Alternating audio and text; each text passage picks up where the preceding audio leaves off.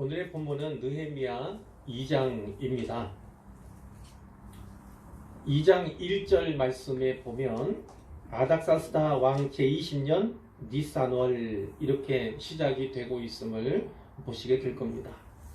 지난 시간에 살펴본 1장에서는 느헤미야가 기슬르월의 하나니 일행으로부터 유다 땅에 다녀온 하나니 일행으로부터 예루살렘 거민들 그리고 예루살렘 성의 상태에 대해서 보고받은 그 내용을 우리가 했는데, 그 기슬르월 그리고 오늘 본문에 있는 니산월 다 유대 종교력입니다. 유대 종교력이에요. 그래서 기슬르월은 유대력으로 9월이고요. 또 니산월은 새해입니다. 1월입니다. 1월. 그러니까 9월부터 1월까지 몇 개월입니까? 약 4개월이 흘렀다는 것을 우리로 하여금 알게 해주는 거죠. 여러분, 이 4개월 동안에 어떤 일이 일어났었습니까? 느헤미야가 하나님의 말을 듣고 금식 기도를 했습니다. 슬픔 가운데 주저앉아만 있는 것이 아니라 금식하며 하나님께 간절히 기도했습니다.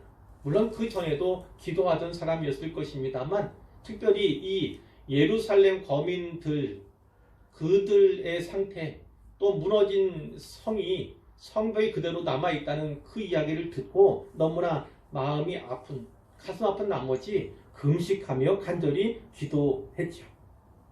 그 가운데서 우리는 이것을 알았습니다. 하나님께서 그를 향해서 어떤 뜻을 갖고 계신지, 자기를 향한 하나님의 뜻이 무엇인지, 그걸 다른 말로 하면 자기가 해야 할 꿈과 비전이 무엇인지에 대해서 깨닫게 되었다는 거죠. 꿈을 발견하고 비전을 새롭게 발견하게 되었다. 이렇게 말씀을 드릴 수 있겠어요. 11절 말씀이었습니다. 그 말미에 그가 자기의 형통을 위해서도 기도했습니다. 자기의 형통이 뭡니까? 잘 되게 해주십시오. 이거겠죠. 자, 어떻게 기도했습니까? 오늘 종이 형통하여 이 사람들 앞에서, 복수로 되어 있지만 원래는 사람들이 아니라 이 사람이라고 말씀드렸어요. 이 사람 앞에서 은혜를 입게 하옵소서. 이 사람이 누굽니까? 바로 이 바벨론의 왕이죠. 아닥사스다 왕 앞에서 은혜를 입게 하옵소서. 이 사람이 제국의 왕일 뿐만 아니라 이 사람의 결정에 따라서 모든 일이 이루어질 것이기 때문에 왕 앞에서 은혜를 입게, 이렇게 기도를 한 것입니다. 자, 우리도 마찬가지죠. 우리 자신의 형통을 위해서 마음껏 기도할 수 있습니다. 무엇이든 기도할 수 있어요. 그러나 목적을 분명히 해야 합니다. 내가 형통을 구하는 것, 내가 은혜를 입게 되는 그것을 통해서 내가 무엇을 할 것인가, 그 목적과 계획을 분명히 하면 그것이 하나님의 영광을 위한 것인가, 하나님의 뜻을 이루어 드리는 것인가, 그것에 맞추기만 하면요, 하나님께서는 형통케 해줄 줄로 믿습니다. 그 기도했을 때 어떤 결과가 있었죠? 그때 내가 왕의 술관원이 되었느니라. 이런 응답을 받은 거예요. 멀지 않아서, 오래지 않아서 이 응답을 받은 겁니다. 하나님 마음에 합하게 구해 보십시오. 하나님을 기쁘시게 하는 그 일을 위해서 그분의 뜻을 이루어 드리기 위한 그 목적으로 기도해 보십시오. 그러면 하나님께서 높여주십니다. 형통케 해주십니다. 은혜를 입도록 하나님께서 이끌어 주십니다. 자, 이 술관원이 되었다는 건 어떤 겁니까? 특별히 왕의니까 왕 앞에 서겠죠. 왕 앞에서 이 술만 아니라 사실은 마시는 모든 것, 그리고 음식물들에 대해서 미리 점검하는 거. 뭐 우리나라에도 김미상궁 뭐 이런 직분이 있었잖아요. 미리 먹어보는 겁니다. 왕이 마실 것을, 또 먹을 것을 미리 마시고 먹어보는 거예요. 아무런 이상이 없는 그런 것을 확인하는 거죠. 뿐만 아니라 그 앞에서 왕이 술을 또 마실 때 같이 술을 자리에 함께하는 뭐 이런 것들도 우리가 연상해 볼 수가 있습니다. 그러니까 이 사람이 고위 관리가 되는 거예요. 고위 관리. 원래 이 왕국 안에서 일하던 사람이긴 했지만 이제 아주 왕을 지근거리에서 모실 수 있는 그런 높은 자리에까지 이가 올랐다, 이렇게 우리가 볼 수가 있는 거예요. 그러나 이 바사 제국, 페르시아 제국의 고위 관리가 되었다는 그 사실보다 더 중요한 사실이 있죠. 어떤 겁니까? 왕의 절대적인 신임을 그가 받게 되었다는 것. 누구보다도 더 가까운 거리에서 왕을 보필하고 보좌하게 되었다는 사실, 이것이 바로 응답이다라는 것입니다. 이 응답의 결과로 4개월 후에 왕 앞에서 포도주를 드리는 자로 그가 있게 된 것이죠. 자, 그런데 왕이 느헤미야의 얼굴에서 이날 이상한 느낌을 받은 거예요. 여느 때와는 달리 그의 얼굴에 수심이 있는 것을 그가 눈치를 챈 겁니다. 아마 이렇게 물었을 거예요. 어디가 아픈가? 이렇게 물었겠죠. 아닙니다. 그렇지 않습니다. 아픈 데가 없는데 어찌하여 네 얼굴에 수심이 가득하냐? 이는 필연 네 마음에 근심이 있기 때문이 아니냐? 이렇게 대화가 오가는 거예요. 여러분, 왕 앞에서 느헤미야가 어두운 낯빛을 보이는 것은요, 그가 의도한 일일까? 아니면 우연히 벌어진 일일까? 어떤 것 같습니까? 의도했다기보다는 너무나 위험천만한 일이 아닐 수 없어요. 하지만 정확한 것은 우리가 알 수가 없죠. 왕의 관심을 사려고 일부러 어두운 낯빛을 띈 것인지, 아니면 온종일 예루살렘을 생각하고 또 생각하다가 이 시간에 마저 그 수심 가득한 표정을 짓게 되었는지는 우리가 알 수가 없습니다. 그러나 한 가지 분명한 사실은 이거예요. 그것이 매우 위험천만한 일이라는 사실만큼은 분명한 것이죠. 왕 앞에서는요, 내가 즐겁지 않아도 즐거운 채 해야 하는 겁니다. 그 앞에서 개인적인 수심이나 근심을 드러내는 것은 신하로서 불충한 일이에요. 자칫 죄가 될 수 있습니다. 또 생명의 위협을 주어질 수도 있는 그런 일이에요. 거기다가 느헤미야는 이 자리를 빌려서 왕에게 자기의 뜻을 전하게 되지 않습니까? 왕의 술관원으로 발탁된 지 얼마 되지 않았어요. 술관원 자리에 오른 지 얼마 되지 않은 그 상태인데 그 직무 중단하고 예루살렘 방문한다? 쉬운 일이 아닌 거죠. 이러니까 행여 왕의 진노를 사게 되지나 않을까 걱정이 앞서는 겁니다. 그렇기 때문에 느헤미야가 일순간 2절 보면 크게 두려워하게 된 이유가 바로 여기에 있는 거죠. 하지만 느헤미야는 용기 있는 사람이었음에 틀림이 없습니다. 담대하게 그리고 지혜롭게 왕에게 말을 하는데 그것이 3절입니다. 왕은 만세수를 하옵소서. 축복하는 말을 한 겁니다. 그러나 축복이라기보다는 그냥 의례적인 말일 수도 있다. 이렇게도 볼 수 있어요. 자, 여기에서 제 근심은 왕과는 전혀 무관한 일입니다. 왕 때문이 아닙니다. 아마 이 말이 이런 의미, 이런 메시지를 담고 있는 말로 들렸을 수도 있어요. 그러면서 그가 하는 말이 이거죠. 내 조상들의 묘실에 있는 성읍이 이제까지 황폐하고 성문이 불탔사오니 내가 어찌 얼굴에 수심이 없사오리까? 이렇게 아뢰는 거예요. 결국 느헤미야는 예루살렘 이야기를 하려는 거잖아요. 하지만 예루살렘이라고 하는 단어를 쓰지 않습니다. 내 조상들의 묘실, 우리 조상들의 묘자리, 이렇게 얘기해요. 이 얘기. 그것을 언급하죠. 그러니까 개인적인 문제, 그리고 개인적인 슬픔인 양 그렇게 표현을 하는 거예요. 동정심을 유발하는 효과가 있었겠지요. 자기 조상들의 묘실이 있는 성읍이 지금까지 황폐해졌고 또 성문이 불탄 채 있는 그 때문에 제가 근심하지 않을 수 없어서 그렇습니다. 이렇게 사실대로 아뢰는 거예요. 하지만 말씀드린 것처럼 그 성읍이 예루살렘이다 이렇게 콕 집어 말하지는 않았습니다. 그 이유 지난번에도 잠시 말씀드린 적이 있는데 에스라 4장 7절 이하의 말씀에 보면요. 에스라는 제2차 귀환할 때 그때 영도자 아닙니까? 그때 지도자가 에스라인데 이 에스라가 돌아온 뒤에 성읍을 건축하고 성곽을 재건하기 위해서 힘을 써요. 그것을 시작을 합니다. 이때로부터 약 10년 전쯤에 있었던 일이에요. 자, 동일하게 아닥사스다 왕 때였는데 여러 방백과 서기관과 여러 사람들이 예루살렘 백성을 고발하는 그러한 고발장을 상소문을 올린 겁니다. 거기 이렇게 돼 있어요. 왕에게 아뢰입니다. 당신에게서 우리에게로 올라온 유다 사람들이 예루살렘에 이르러서 이 패역하고 악한 성읍을 건축하고 있습니다.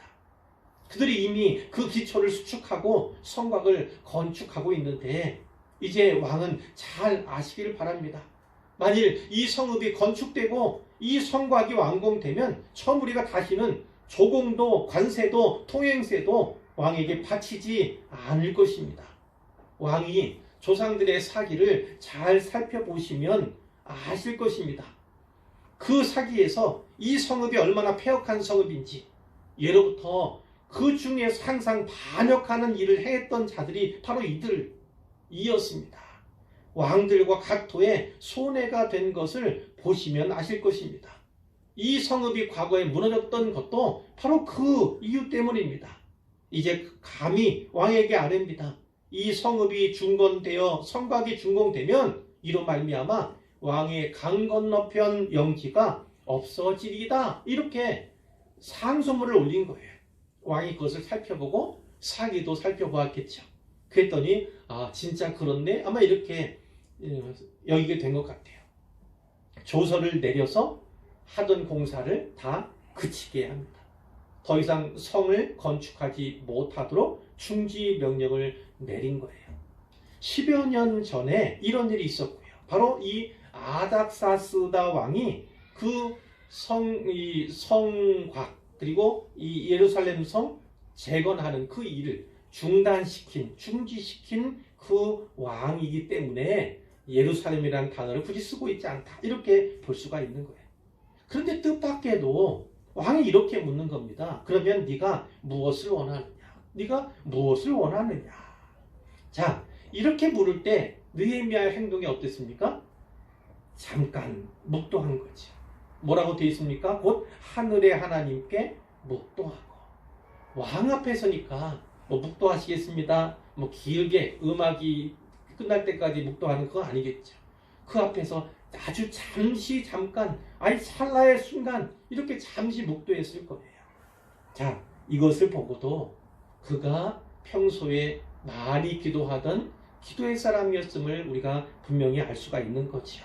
이 느헤미야의 기도가 성경에 많이 나오는데, 이 책에 많이 나오는데, 그래서 느헤미야서의 특징 가운데 하나가 바로 그겁니다. 기도가 많이 나온다는 거예요.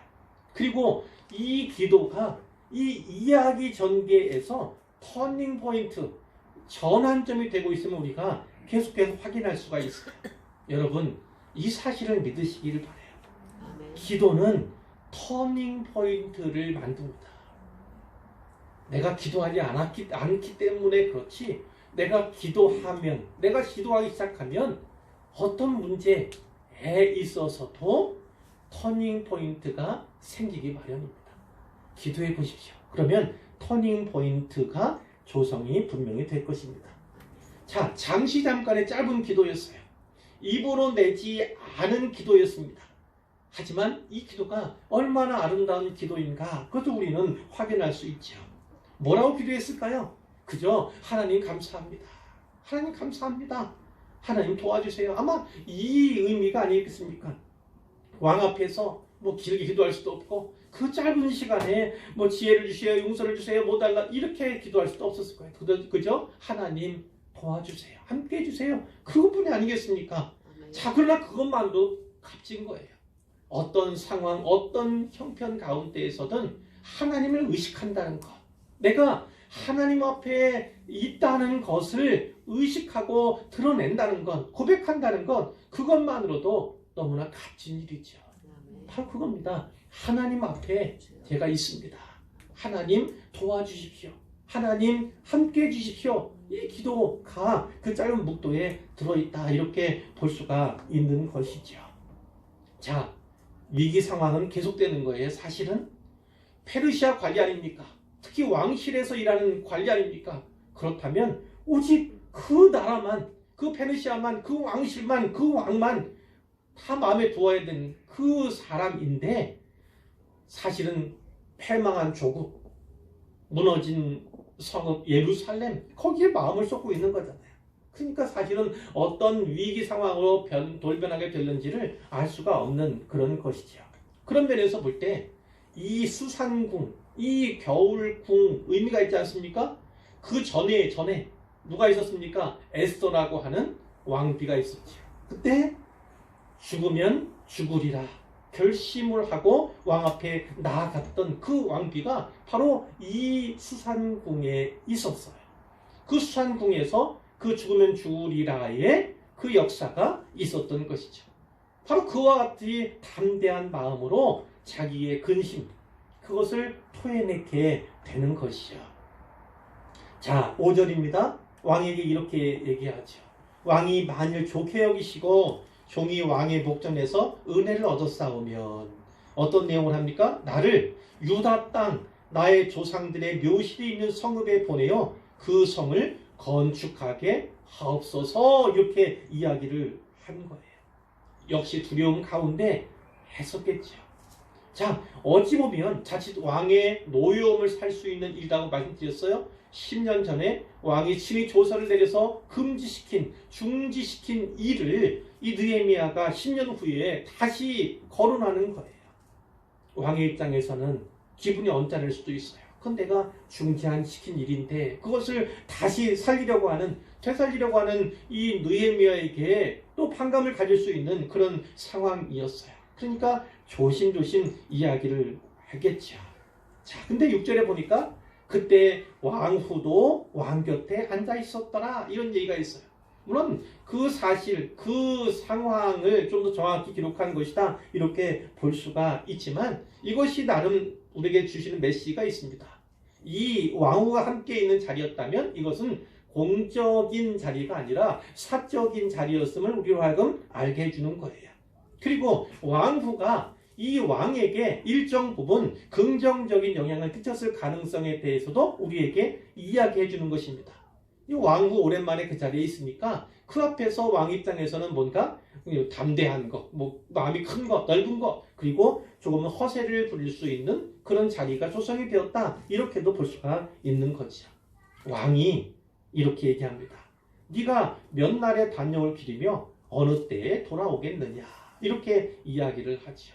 몇 날. 그런데 예루살렘까지 가는 길이요, 에스라가 귀환한 그 경로를 보니까 얼마 걸렸냐면 4개월 걸렸어요. 4개월 걸렸어요. 돌아올 때 8개월까지 걸릴 수 있는 일이에요. 거기다가 그냥 오는 게 아닙니다. 건축하고 온다잖아요. 건축하고. 이 건축길은 더 걸릴 거라고 짐작할 수 있어요.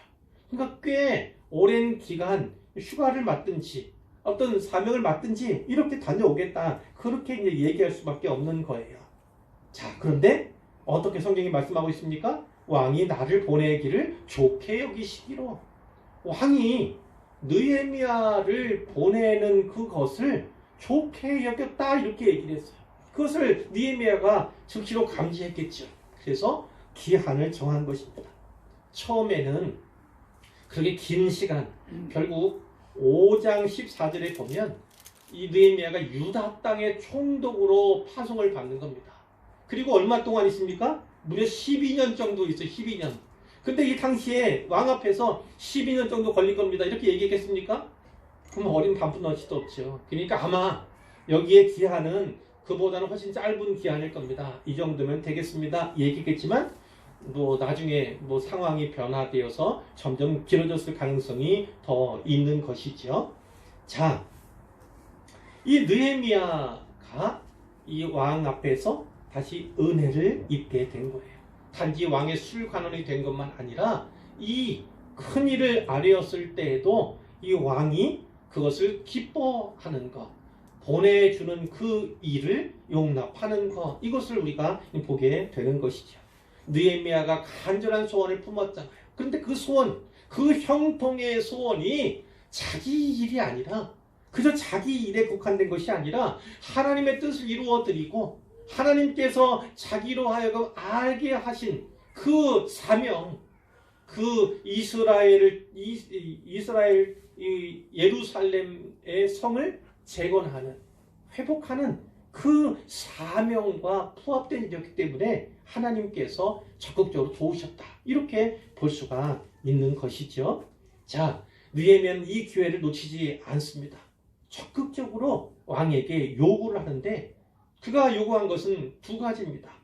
첫 번째는 7절에 있어요. 왕이 만일 좋게 여기시거든 강 서쪽, 이 강은 어딜 말하냐면 유브라테스 강을 말합니다. 유브라테스 강 서쪽의 총독들, 그러니까 내려오려면 시리아 땅도 있고 여러 총독이 관할하는 그런 지역들이 있는 거예요. 그 강 서쪽의 총독들에게 조서를 써서 저에게 주십시오. 가는 길마다 조서를 내미는 거죠. 그러면 왕이 허락한 일이라는 것, 왕의 명을 받고 가는 것이라는 것을 확인할 수 있잖아요. 그러면 그것을 주면 그들이 나를 용납하여 유다에 들어갈 때 통과시켜 줄 것입니다. 이렇게 이야기를 하는 것이죠. 그러니까 첫 번째 원하는 건 무엇입니까? 강 서쪽의 총독들에게 쓴 조서를 써서 내게 달라. 이것을 요청한 거예요. 두 번째는 8절에 있습니다. 왕의 삼림 감독인 아삽에게 조서를 내리사. 조서를 내린 누구에게요? 왕의 삼림 감독. 아마 우리나라도 그런 게 있습니다. 그 경복궁 같은 거 재건하거나 뭐 중수하거나 그럴 때 태백산에 있는 그 나무를 쓰잖아요. 정해진 그 지역에 있는 나무를 씁니다. 그 나무들 삼림을 보존하고 보호하는 그 일을 맡은 관리가 있었던 거지. 이 왕의 삼림 감독인 아삽. 근데 이 아삽이라고 하는 이름은 히브리식 이름이에요. 그러니까 아마도 이 느헤미야가 이 아삽이라고 하는 사람을 알고 있었을 가능성이 크죠. 그리고 어떤 의도 갖고 있는지 서로가 알았을 가능성도 있는 거예요. 그 아삽에게 조서를 써달라는 겁니다. 자, 어떤 조서 내용입니까? 성전에 속한 영문의 문과 성곽과 내가 들어갈 집, 관사겠죠. 그것을 만드는데 들보로 쓸 제목을 제게 주도록 이렇게 조서를 내려주십시오. 건축 자재들에 대한 부탁을 하고 있는 것을 보게 되는 거예요. 아시다시피 이 다윗이 왕궁을 지을 때, 또 솔로몬이 성전을 지을 때 백향목이 쓰였지 않습니까? 그 백향목은 이스라엘 북쪽에 있는 나라들에서 나는 거예요. 그 레바논의 키 큰 백향목이 쓰였으니까 아마도 이 삼림 감독은 뭐 그쪽에 어딘가에서 일하는 사람일 수도 있죠. 어쨌든 그 키 큰 백향목을 원한 거예요. 자, 그런데 어떤 일이 벌어집니까? 내 하나님의 선한 손이 나를 도우심으로, 이렇게 돼 있잖아요. 하나님께서 도우시는 거예요. 도우시는 겁니다. 결국 왕이 허락하도록 하나님께서 만드시는 거예요. 자, 느헤미야에게는 확신이 있었습니다. 어떤 확신이요? 하나님의 주권에 대한 확신. 하나님이 왕의 왕이시라는 거예요. 왕이라 할지라도 하나님께서 역사하시면, 그분의 주권을 발휘하시면 분명히 된다. 이런 확신이 있던 거예요. 또 한편으로는 무엇이냐면 그가 적극적으로 구하는 것을 통해서 자기가 해야 할 일을 적극적으로 하고 있다는 것도 우리가 발견할 수 있는 겁니다. 하나님의 일을 하면은 분명하지만 하나님께서 하실 일이 있고 사람이 할 일이 있다는 것을 우리에게 보여주는 것입니다. 하나님의 일이라고 해서 하나님께만 맡길 수가 없습니다. 내가 해야 할 일은 해야 하는 겁니다. 내가 구할 것이 있으면 구해야 하는 것입니다. 이렇게 하나님의 일을 한다 할지라도 하나님께서 하실 일과 내가 직접 해야 할 일 사이에 균형을 보여주는 예가 바로 오늘 본문이다. 이렇게 말씀을 드릴 수가 있는 것이죠. 하나님께서는 어떻게 일하십니까? 사람을 통해서 일하실 때가 많이 있습니다. 느헤미야의 기도를 들으시는 하나님께서 이 왕의 마음을 여시고 그가 돕도록 인도하셔서 결국은 이 일이 이루어지도록, 하나님의 뜻이 이루어지도록 하시는 분이 우리 하나님이시죠. 그러니까 하나님께서는 사람을 통해서 사람을 사용하셔서 일하시는 하나님이시다. 이렇게 우리가 받을 수가 있는 거예요. 그런데 이렇게 요청하는 것들 보니까 담대하기보다는 오히려 당돌하다 이렇게 볼 수 있을 정도예요. 그 정도로 이렇게 구합니다. 자, 알렉산더 대왕 들어보신 적이 있을 거예요. 그 알렉산더 대왕에 대한 일화가 있는데요. 이 왕이 원정을 갔습니다. 그래서 큰 나라를 정복을 했어요. 부하들에게 상을 내리기로 한 겁니다. 그래서 일일이 묻는 겁니다. 너희가 구하는 한 가지씩, 너희가 한 가지 구하면 내가 그것을 꼭 들어주겠다. 이렇게 구하도록 한 거예요. 그래서 사람들이 어떻게 합니까? 저는 금을 갖고 싶습니다. 금 몇 냥을 저에게 주십시오. 이렇게 요청을 했어요. 저는 예쁜 여자가 필요합니다. 이렇게 구하는 사람들도 있었어요. 어떤 사람은 좋은 집을 저에게 하사해 주십시오. 이렇게 구하했다는 거예요. 그런데 어떤 한 부하가 왕에게 무엇을 구했느냐면 한 나라를 저에게 주십시오. 이렇게 구했다는 거예요. 그 얘기를 들으니까 주변에 있던 사람들이 다 안색이 하얘진 거예요. 저 사람 죽게 생겼구나. 왕이 노발대발하겠구나. 이런 생각을 하게 된 거죠. 그런데 놀랍게도 알렉산더는 그 부하에게 그가 구한 그 나라를 주었다고 합니다. 다스리도록 했다는 거예요. 자, 어떤 의미였습니까? 알렉산더가 감동한 거예요. 뭘 감동했습니까? 저 부하는 나를 이런 사람으로 생각하고 있구나. 한 나라라도 내어줄 수 있는 그런 재량과 관용을 가진 자로서 나를 생각하고 있구나. 이것에 감동한 거예요. 그래서 그 나라를 다스리도록 내주었다고 합니다. 때로 우리는 하나님 앞에서도 이러한 담대함이 필요할 수 있어요. 너무 작은 거, 물론 작은 것도 구해야 합니다만, 일용할 양식도 구해야 합니다만, 때로는 제가 지난번에 말씀드렸죠. 큰 그림 가운데서 구해 보시기를 바라요. 큰 그림 가운데서. 그리고 너무 작은 것에 연연하고 작은 것에 응답받고, 물론 이 훈련이 경험이 중요한 것이긴 하지만 좀 더 큰 것도 함께 구해보시라. 형통해 가게, 은혜를 받게, 이 사람 앞에서 은혜 받게, 이것도 구하지만 좀 더 큰 그림 속에서 더욱더 큰 것을 구해보시라. 이런 권면과 도전도 또 드리고 싶어요. 그것이 하나님을 기쁘시게 할지, 하나님을 감동하시게 만들지 어떻게 합니까? 알렉산더에게 감동으로 말미암아 그 한 나라를 쪼개 또 한 나라를 다스리게 해 주었듯이 하나님도 어떻게 역사하실지 우리는 알 수가 없는 거예요. 그런데 놀라운 일이 벌어졌어요. 9절의 앞부분에 보니까 군대 장관과 마병을 보내어 나와 함께하게 하시기로 이렇게 되어 있습니다. 이것은 느헤미야가 왕에게 구한 것이 아닙니다. 구하지 아니한 거예요. 근데 느헤미야 구하지 아니한 군대 장관과 마병을 너와 함께 보내주겠다. 이 왕이 선뜻 이렇게 이야기를 한 것입니다. 이 군대 장관과 마병은 오랜 여정 가운데 이 일행을 보호하는 역할을 하게 될 거예요. 뿐만 아니라 중간중간에 총독들의 관사나 또 들려야 할 곳들, 최종적으로 이 예루살렘에 갔을 때에 결국은 어떤 이 왕에게 합법적인 권한을 이임받아서 온 것이라는 그것을 이제 주변 사람들이 보여주는 그런 역할을 독특히 하게 되는 것이죠.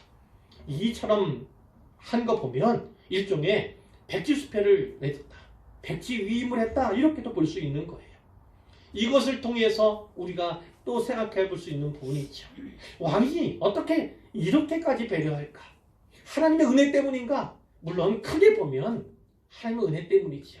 하나님의 손이 역사했기 때문이죠. 그러나 또 생각해 보면 왕이 느헤미야를 평소 어떻게 보았는가? 얼마만큼 신뢰했는가?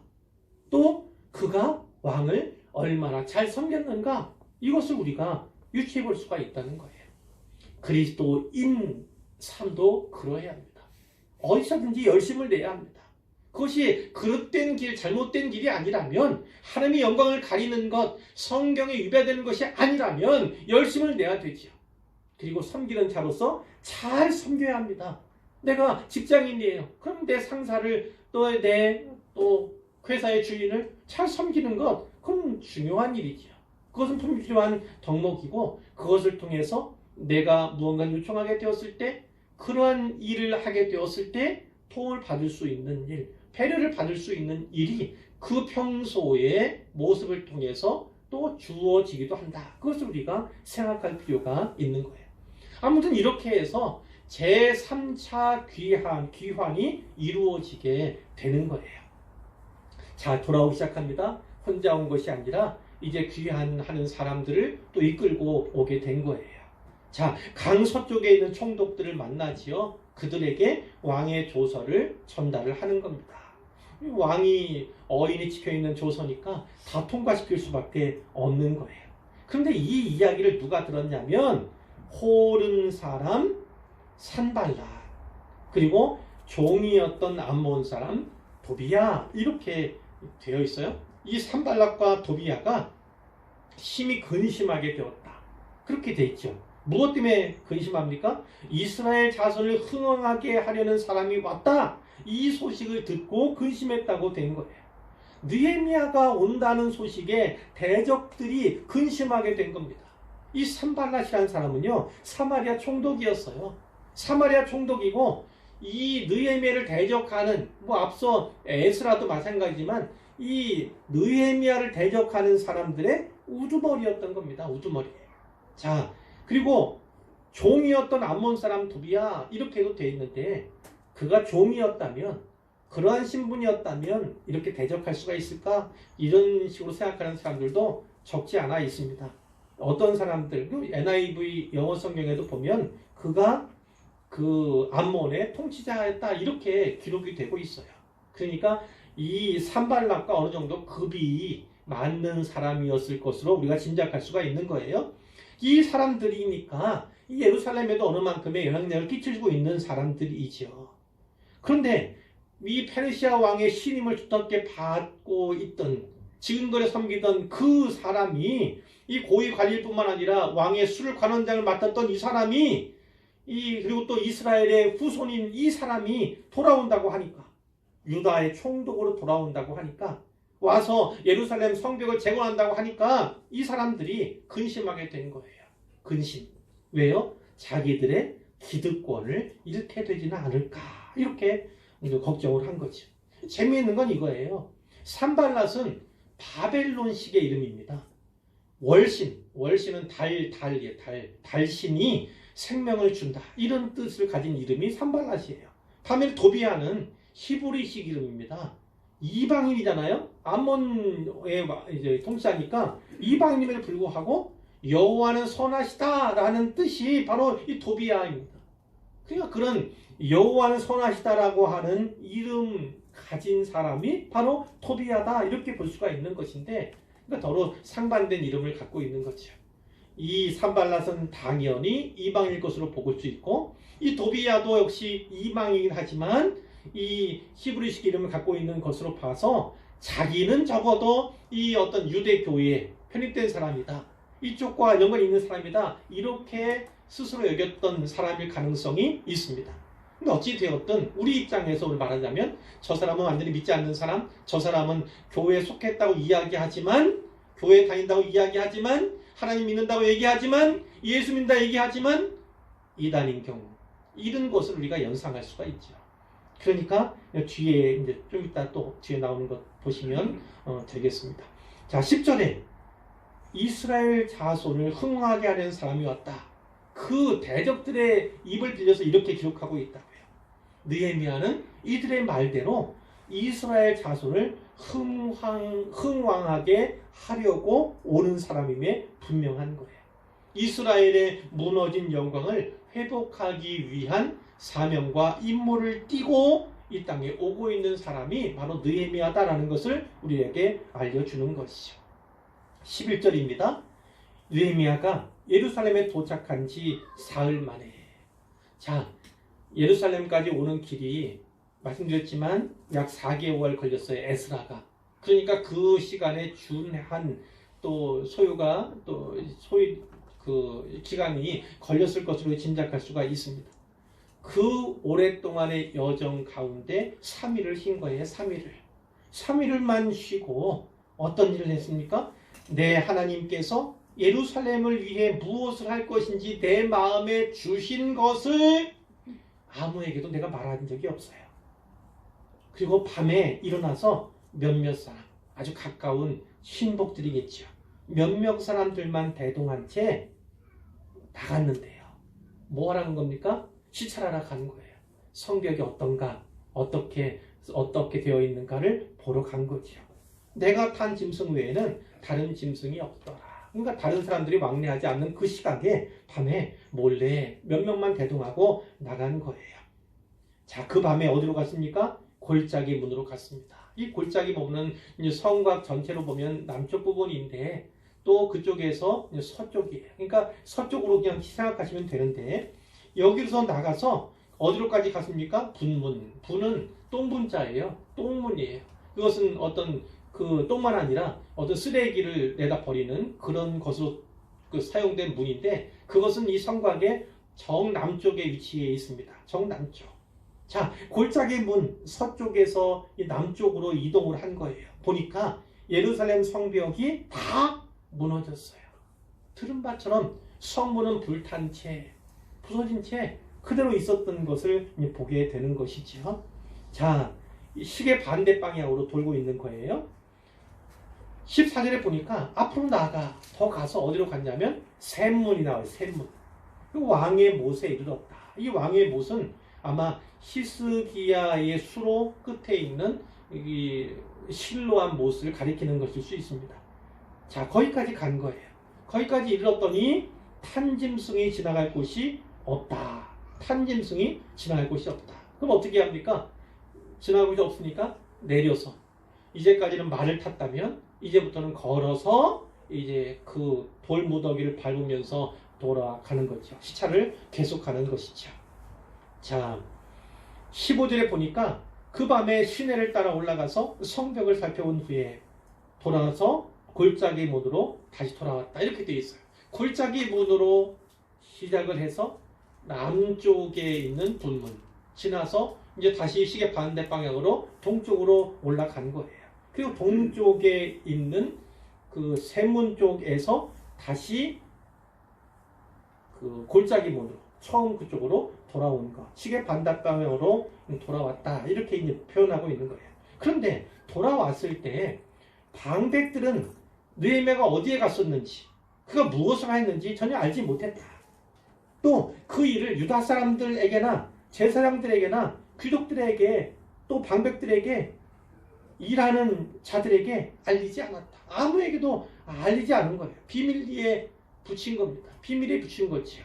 자, 왜 느헤미야가 비밀리에 야밤에 또 소수의 무리만 이끌고 시찰을 했는가? 왜 그랬을까요? 공개적으로 하지 않으려는 거지요. 이미 에스라 시대에도 이렇게 일을 하다가 중단된 그 이유가 무엇입니까? 대적들이 들고 일어났기 때문이에요. 그 대적들이 들고 일어나면 공사에 방해가 될까봐, 그러니까 그 방해를 미연에 방지하기 위해서 비밀리에, 공사가 시작되지 않은 상태잖아요. 그 공사 시작 전에 이것이 또 발각이 되거나 또 의도가 또 발각이 되면 그러면 공사 방해가 될까봐, 이 대적들이 들고 일어날까봐 그걸 비밀리에 붙이고 있다. 이렇게 볼 수가 있어요. 그러나 이 사흘 만에 한 일이긴 하지만 꼼꼼하게 본 것입니다. 어디가 어떻게 무너져 있는지, 그 무너짐이 어떠한지, 이것을 복구하기 위해는 얼마나 사람이 필요하고 어떤 비용이 필요하고 얼마만의 기간이 필요한가, 이런 것들을 다 계산하면서 셈하면서 다녔지 않겠습니까? 바로 그런 겁니다. 바로 그런 거예요. 기도하는 거 중요합니다. 오늘 이 말씀 가운데 이 재건하고 회복하는 이 사역의 시작은 무엇이냐면 바로 기도예요. 기도로 시작한 겁니다. 기도로. 계속되는 기도로 또 유지해 왔던 거예요. 그러나 기도만 한다고 되는 것이 아니고요. 기도만 한다고 해서 일이 진행되는 건 아니에요. 사람이 해야 할 일이 있다고도 맞서 말씀을 드렸는데 기도한 것만큼 또 해야 하는 것입니다. 신중하고 철저하게 준비하고 살펴보고 계획하는 일, 그것이 느헤미야에게 또 우리에게 필요한 일이다. 이렇게 말씀을 드릴 수가 있어요. 그리고 나서 17절에 보니까 후에 나중에 이 앞에 있는 사람들, 유다 사람들, 제사장들, 귀족들, 방백들, 그 후에 일하는 사람들, 이런 사람들에게 이 얘기를 한 겁니다. 아마 모아놓고 공개적으로 이야기를 하겠죠. 우리가 당한 곤경은 너희도 보고 있는 바라. 여기 어떤 단어입니까? 우리야, 우리. 이 느헤미야는 바사 제국의 사람이잖아요. 말하자면 거기에 고위 관료입니다. 그리고 왕의 파송을 받아서 온 유다의 총독이지 않습니까? 그러나 그런 신분이 다르지 않습니까? 신분이 다르다 할지라도 나도 역시 너희와 똑같은 유대인이다 라는 얘기를 분명히 하고 있는 거예요. 이것은 너희의 곤경일 뿐만 아니라 바로 나의 곤경이기도 하다. 우리 모두의 곤경이다.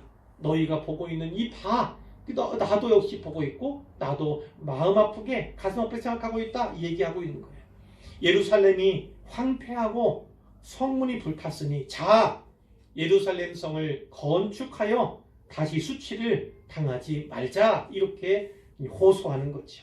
권면하는 겁니다. 이것은 사실 나라가 무너지고 예루살렘 성이 회파될 뿐만 아니라 황폐한 상태로 남아있는 이것은 모든 이스라엘 사람들에게 수치감이에요. 수치심이 들게 하는 일인 것입니다. 바로 이 예루살렘 성을 재건하는 이 일은 이 수치감을 떨쳐내는 일이라고 이렇게 호소하고 있는 거예요.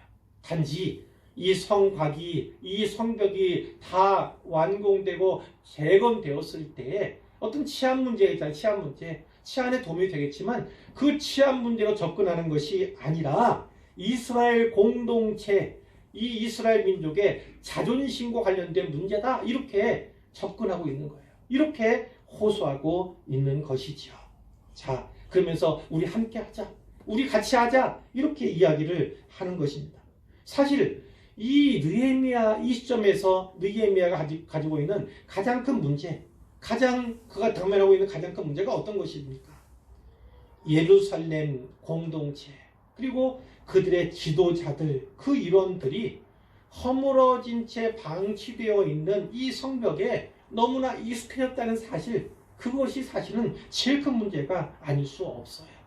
이미 이 성벽이 무너진 지 140년이 지난 때잖아요. 10년 전에 에스라가 2차 귀환민을 데리고 와서 이 성곽을 다시 재건하고자 했었는데 실패로 돌아갔지 않습니까? 그러니까 이들에게 패배감이 있고 이들에게 좌절감이 있었던 거예요. 그것을 다시금 회복하는 것, 다시금 또 열심으로 돌리는 것, 그것이 가장 큰 문제다라고 볼 수가 있는 거잖아요. 우리가 알잖아요. 그 출애굽 시대에 사람들이 계속해서 어디로 갑니까? 애굽으로 다시 돌아가자. 애굽으로 다시 돌아가자. 입만 열면 문제만 생기면 어려움만 당하면 다시 애굽을 생각합니다. 애굽은 그들이 노예살이 했던 그곳이에요. 노예살이 종살이 했는데도 불구하고 그곳을 오히려 그리움의 대상으로 삼고 있는 그들을 보게 됩니다. 바로 패배감이라는 것, 좌절감이라는 건, 노예 근성이라는 건 바로 그겁니다. 이렇게 정신이 개조되지 않고 이렇게 다시 열심히 회복되지 아니하면 이 성벽 재건은 어려운 거죠. 성벽 재건 자체가 어려운 일이지만 그들의 정신을 돌려놓는 것, 그들의 마음을 다시 돌려놓는 것은 더 어려운 일이었다는 거예요. 이 성벽이 뒤에 보시겠지만 두께가 2.7m 정도 됩니다. 2.7m 정도. 그리고 높이가 2m 내지 3m 정도 달해요. 이것을 약 3km 가까이 재건하는 일이에요. 3km. 그러니까 이것이 얼마나 큰 일이겠습니까? 말씀드린 것처럼 140년에 무너졌어요. 중건하라고 재건하려고 했지만 실패했던 역사가 있는 바로 거기다가 지금 이 사람들은 어떻다고요? 살기가 어려워요. 먹고 살기가 어려워요. 그리고 그 가운데도 좀 나은 형편이 있는 사람이 있고 그렇지 못한 사람이 있지만 공통적으로 다 어려운 상황 가운데 측면에 있어요. 그 가운데서 이것을 재건한다는 것이 쉬운 일이겠습니까? 그때 느헤미야가 어떤 말을 하죠? 18절에 그들에게 하나님의 선한 손이 나를 도우신 일과, 하나님이 이제까지 나를 어떻게 도우셨는가, 어떻게 기도에 응답해 오셨는가, 그것을 간직한 거예요. 뿐만 아니라 왕이 자기에게 이른 말씀, 왕이 자기에게 어떻게 이야기했는가, 왕이 자기를 어떻게 선대했는가, 그것에 대해서 또 간증을 한 거예요. 그러면서 일어나 건축하자, 함께 일어나 건축하자, 이렇게 이야기했을 때 그들의 반응이 어떻습니까? 그들이 모두 힘을 내었다는 겁니다. 그 일에 동참하도록 마음을 모았다는 거예요. 그래서 이 선한 일을 하게 되었다. 시작하게 되었다는 거죠. 그런데 19절에 보니까 다시 산발랏이 나오죠. 그리고 도비아가 나옵니다. 여기에 아라비아 사람 게셈, 이 사람도 어떤 부족의 족장급은 되겠죠. 이들이 이 말을 듣고 우리를 업신여기고 우리를 비웃었다는 거예요.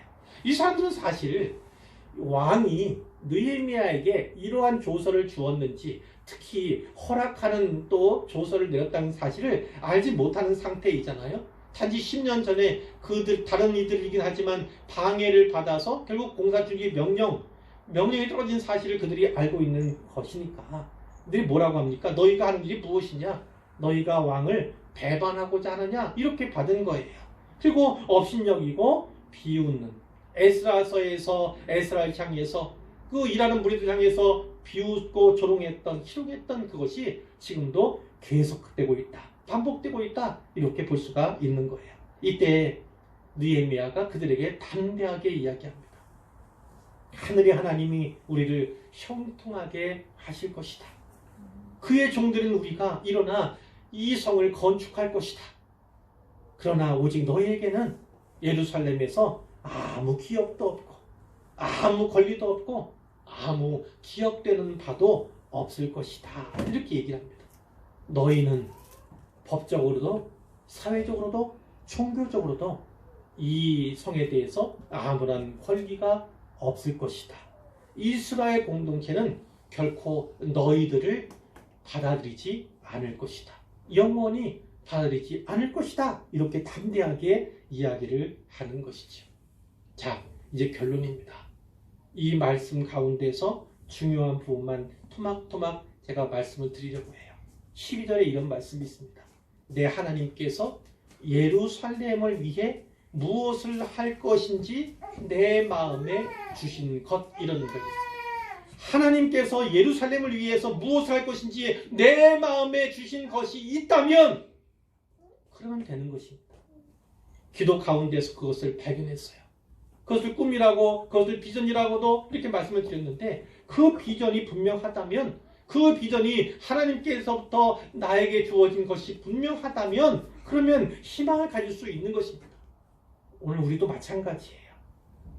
내가 하나님을 위해서 무엇을 할 것인지, 내가 교회를 위해서 무엇을 할 것인지, 내가 하나님의 선교를 위해서 무엇을 할 것인지, 그것이 내 마음에 있다면, 하나님께서 주신 그 마음이 내게 있다면 그러면 된 것입니다.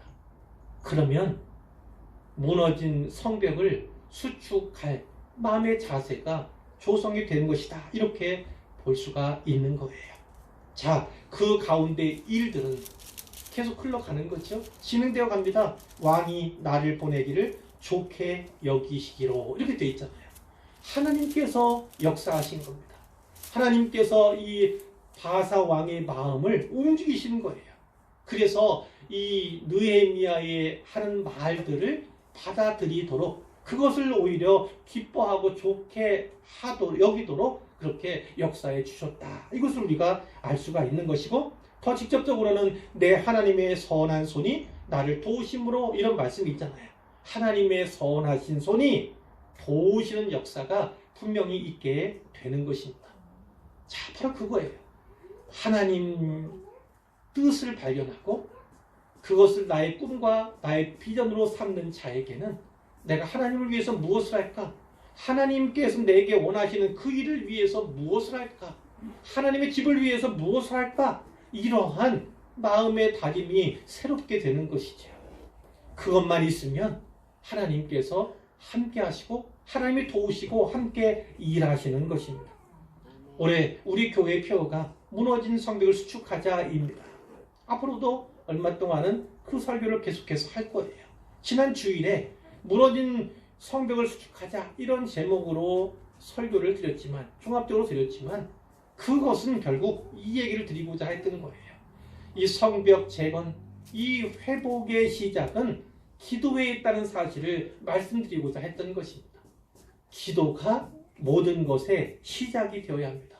그 기도 가운데서 내 꿈과 내 비전을 발견하는 일이 가장 처음에 해야 하는 거죠. 그럼 두 번째 해야 할 일은 무엇입니까? 여전히 기도해야 하는 것입니다. 오늘 잠깐 묵도한 것처럼, 기도할 수 없는 상황 가운데서도 기도했던 것처럼, 이렇게 기도가 끊임없이 왕 앞에서도 어떠한 상황과 어려운 가운데에서도 역시 기도는 끊어지지 않아야 하는 거지요. 두 번째로 할 일도, 세 번째로, 네 번째로 할 일도 계속 기도해야 하는 거예요. 기도는 계속되어야 하는 거예요. 그러나 구체적으로 두 번째를 말씀을 드리자면 이겁니다. 무너진 성벽을 돌아보는 수고가 분명히 있어야 한다는 거예요. 코로나19 상황 가운데서 내가 생각지 않게 놓쳐버린 것들이 있죠. 그리고 코로나19 상황을, 이 재난기를 핑계 삼아서 내가 놓아버린 그런 것도 있을 수 있어요. 그러나 우리가 오늘 이 표를 붙잡는 것은 무엇이냐면 그 무너져 버린 것을 다시 재건하고 회복하여야 한다는 그런 다짐을 새롭게 하기 위한 것 아니겠습니까? 자, 어떻게 해야 합니까? 무너진 것이 어떠한지 그것을 돌아보는 겁니다. 살펴보는 것입니다. 느헤미야가 이거를 하려면 얼마나 수고가, 얼마의 비용이, 얼마나 인원이, 또 얼마만 기간이 필요한가를 살펴보았던 것처럼 역시 그렇습니다. 무너진 것이 무엇인가, 무너진 곳이 어떠한가를 그 형편을 살펴보아야 된다는 거예요. 때로는 비용이 발생할 수도 있습니다. 시간이 좀 더 걸리는 일일 수도 있습니다. 더 애쓰고 수고해야 되는 그런 일일 수 있습니다. 그러나 그 무너진 성벽을 재건하고 회복하고자 하는 그 일을, 그 결단을 가진다면 그 수고를 분명히 해야 하는 것이죠. 무너진 부분을 실제로 확인하고 돌아보아야만 재건할 수 있는 것이 아니겠습니까? 두 번째로 그렇게 말씀드린 거예요. 첫 번째는 기도가 그 시작이다. 두 번째는 무너진 곳을 돌아보라. 무너진 곳을 살펴보라. 이렇게 말씀을 드릴 수 있는 거예요. 자, 예루살렘으로 가야 하지 않습니까? 그러니까 하나님께서 가도록 도우신 겁니다. 가는 길에 많은 총독들을 만날 것이고 방해받을 수 있어요. 그러니까 조서가 필요한 것입니다. 예루살렘 도착하는데 한들 그곳에는 관목목이 자라요. 큰 나무들이 예루살렘 땅에는 없어요. 그러니까 레바논의 백향과 같은 그런 좋은 제목들, 들보슬 목재들을 그것을 공수해 오는 것이죠. 그것까지 다 준비하고 또 많은 사람들과 함께 와서 자기가 친히 살펴보고 그리고 어찌하면 그들의 마음을 다시 또 불타오르듯이 또 함께 또 마음을 함께 할 수 있을까? 열심과 열정을 회복할 수 있을까? 그것을 고민하지 않습니까? 이렇게 해나가는 것이 재건과 회복의 모습임을 우리에게 분명하게 보여주는 것입니다. 무너진 부분이 무엇인가? 무너진 모습은 어떠한가를 예의주시하면서 추두면밀하게 살피시기를 바랍니다.